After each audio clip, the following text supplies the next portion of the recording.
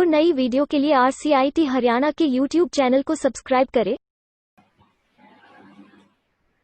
हम आगे डेप्रीशिएशन की एंट्री आज और लाइफ स्टॉक की एंट्री करेंगे। दोनों एंट्रीज करेंगे, डेप्रीशिएशन और लाइफ स्टॉक की। हमारी एंट्री कौन सी है आज? डेप्रीशिएशन, लाइफ स्टॉक और प्रीपेड। आउटस्टैंडिंग एक्सपेंसेस हम कर चुके थे, आज हम प्रीपेड एक्सपेंसेस करेंगे। तो आज हमारी फर्स्ट एंट्री प्रीपेड एक्सपेंसेस से रिलेटेड है। प्रीपेड का मतलब क्या होता है? कोई ऐसा खर्चा, एक्सपेंसेस जिसे हम उसके आने वाले टाइम से पहले ही पे कर देते हैं, तो वो क्या होती है? हमारा प्रीपेड हो जाता है। प्रीपेड मतलब कि पहले ही दे देना।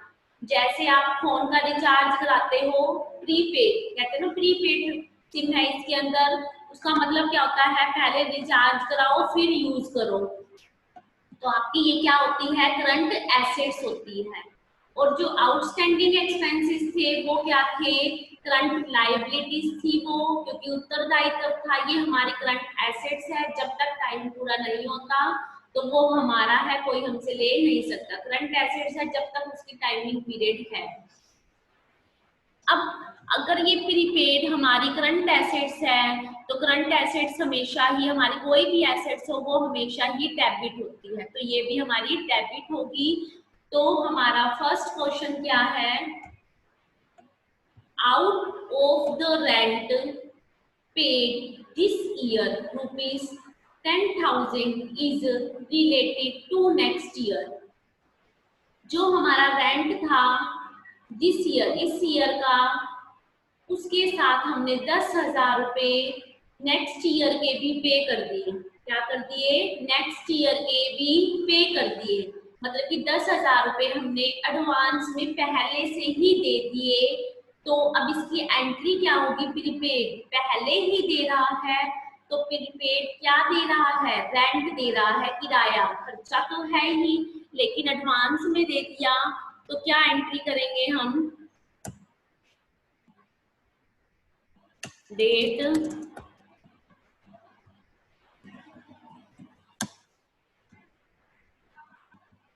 लेजर फोलियो, अमाउंट,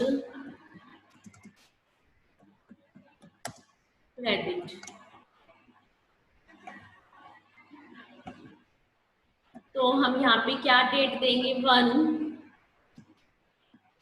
अब पर्टिकुलर्स के अंदर क्या आएगा?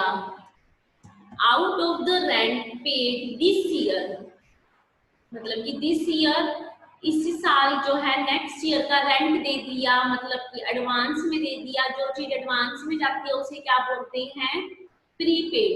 तो यहाँ पे क्या लिखेंगे? प्रीपेड। जहाँ पे प्रीपेड आता है वो डेबिट होता है, और जहाँ पर आउटस्टैंडिंग आता है वो क्रेडिट होता है। आउटस्टैंडिंग का टॉपिक हम कर चुके थे। कितना दे दिया? 10,000 रुपए।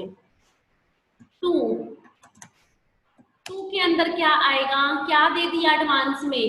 रेंट। कैश नहीं लिखेंगे, जो भी एक्सपेंसेस देंगे उसी को ही डेबिट और क्रेडिट करेंगे। कितने से? 10,000 रुपए। जो कैश की एंट्री है वो नेक्स्ट ईयर ही होगी जब इसकी टाइमिंग आएगी। ठीक है? For prepaid rent.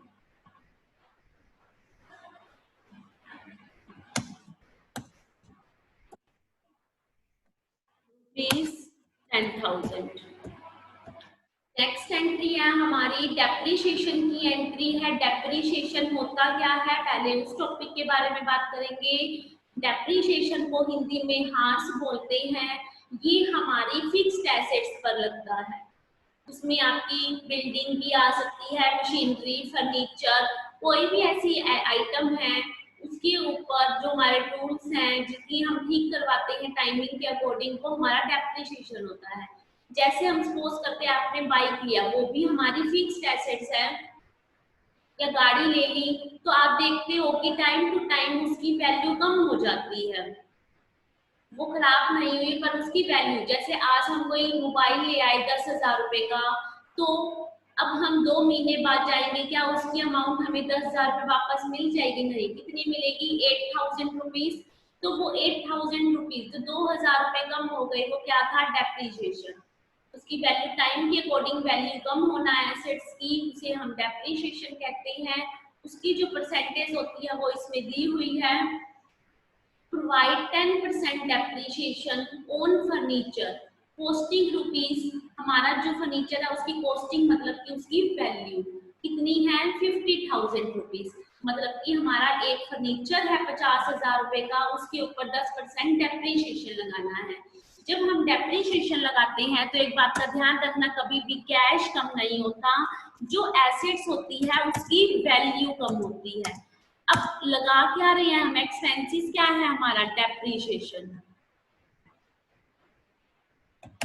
Depreciation account debit, यही था।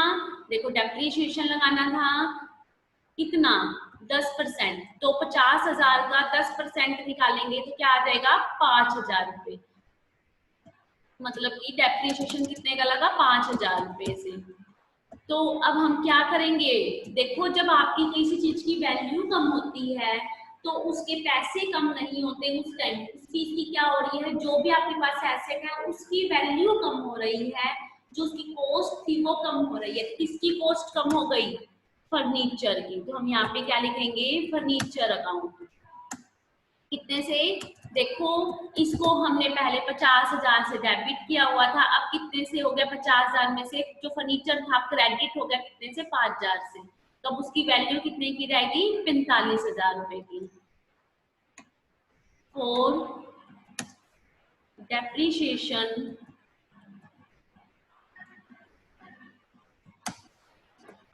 On furniture.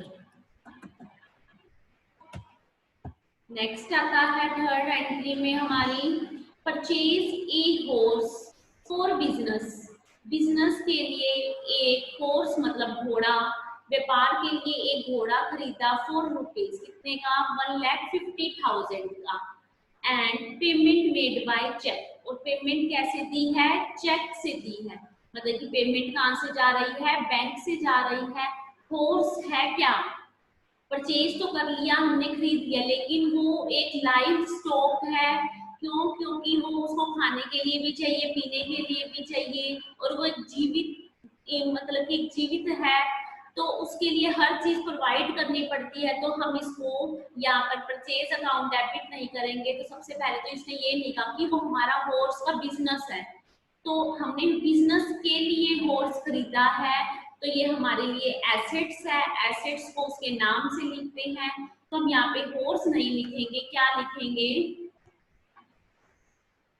लाइव स्टॉक, क्योंकि लाइव है, जीता जागता है, तो क्या लिख देंगे? Live stock. तो हमने यहाँ पे क्या लिख दिया थर्ड एंट्री के अंदर? Live stock account debit. देखो कितने का लेके आया था? 1,50,000 का। तो लाइव स्टॉक है, तो लाइव स्टॉक को क्या कर देंगे? डेबिट कर देंगे। कितने से? 1,50,000 से। पेमेंट कैसे दे के आ रहा है? 2। कैसे दे के आ रहा है? 2। लाइव स्टॉक को डेबिट कर दिया बैंक से, क्योंकि चेक दिया है, तो कैसे देंगे? 2 बैंक अकाउंट। कितने से? 1,50,000 रुपए से। ठीक है, फिर अब यहाँ पे क्या लिख देंगे? फॉर परचेज्ड, यहाँ पे बता देंगे फोर्स फॉर बिजनेस के लिए।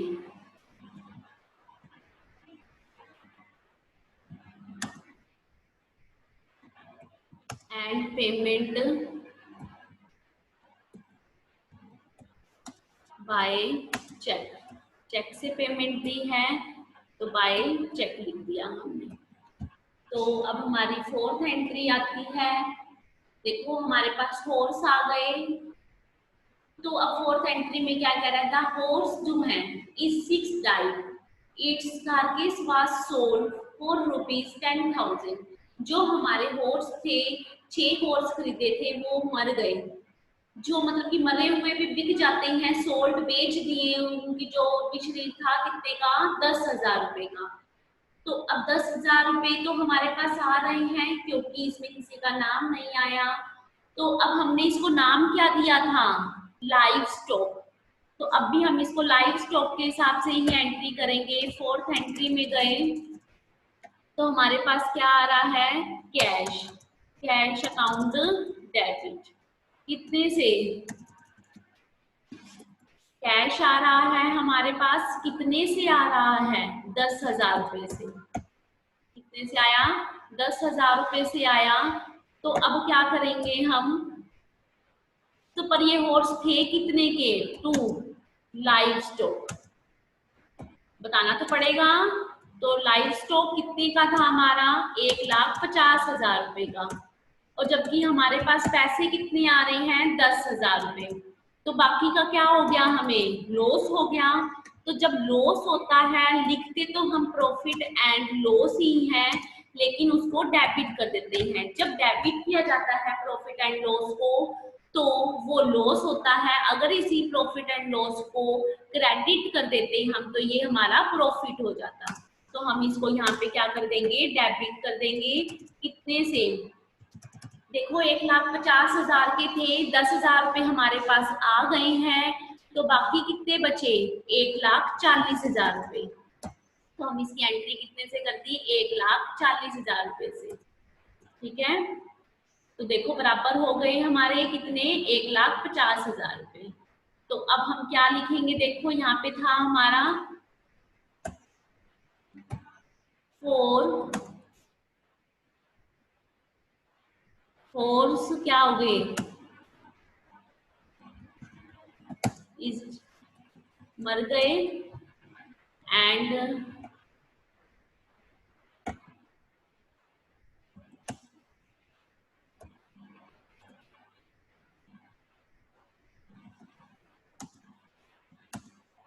Is sold rupees. कितने का सोल्ड किया था, 10,000 रुपीज का। ठीक है, अब क्या आया है फिफ्थ एंट्री के अंदर, देखेंगे Sudhir Kumar who owed me rupees 30,000 has failed to pay the amount. He pays me a combination of 45 पैसे in a rupees by check. एक सुधीर था, 30,000 रुपए लेने थे, फेल हो गया, मतलब कि उसका सिस्टम खराब हो गया, वो पैसे नहीं दे सकता। ही पेज मी ए कॉम्पोनेशन, जो उसने हमने उससे पैसे लेने थे, उसने उसका 45 पैसे दे दिया, मतलब 45 पैसे दे रहा है वो हमें, किसके, 30,000 रुपए के। तो एंट्री क्या होगी यहाँ पर, फिफ्थ एंट्री कैश। सबसे पहले क्या आएगा, कैश, क्योंकि हमारे पास कैश नहीं, बाय चेक से, तो क्या लिखेंगे, बैंक लिखेंगे। बाद में इसने लिखा भी हुआ है, बाय चेक से पेमेंट दी है, तो क्या आ जाएगा, बैंक अकाउंट डेबिट। कितने से, देखते हैं। उसके बाद सुधीर था, तो हम इसको क्या नाम देंगे, bad debts, bad debts account debit. 2, पैसे किससे लेने थे, सुधीर से। कितने, 30,000 रुपए। कितने लेने हैं, 30,000 रुपए क्रेडिट हो गए। 45% निकालेंगे तो कितना आ जाएगा, 13,500 रुपए।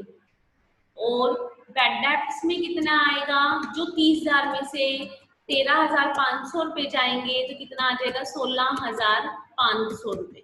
ठीक है, 45% कितना बनता है, 13,500 का, सॉरी 30,000 का 13,500 रुपए। और ये कितना हो जाएगा हमारा, 55% हो जाएगा, कितना, 16,500 रुपए। तो अब हम यहाँ पे नरेशन के अंदर क्या लिखेंगे, 4,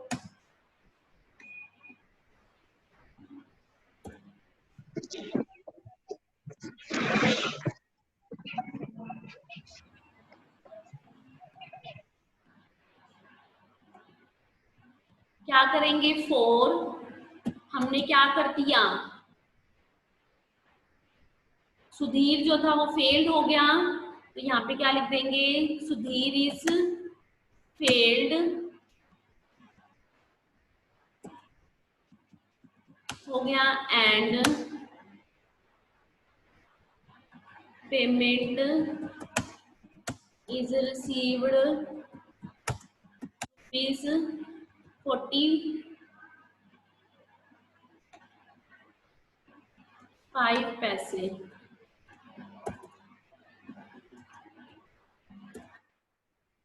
45 पैसे रिसीव हुए किसके, एज 1 रुपीज के। 1 रुपीज के क्या मिला हमें से मिले, and payment by cheque, and by cheque. ठीक है, ये थी आज की हमारी एंट्री। किसी भी स्टूडेंट को कोई भी टॉपिक ऐसा हो समझ में ना आया हो तो आप पूछ सकते हो। और नई वीडियो के लिए RCIT हरियाणा के YouTube चैनल को सब्सक्राइब करें।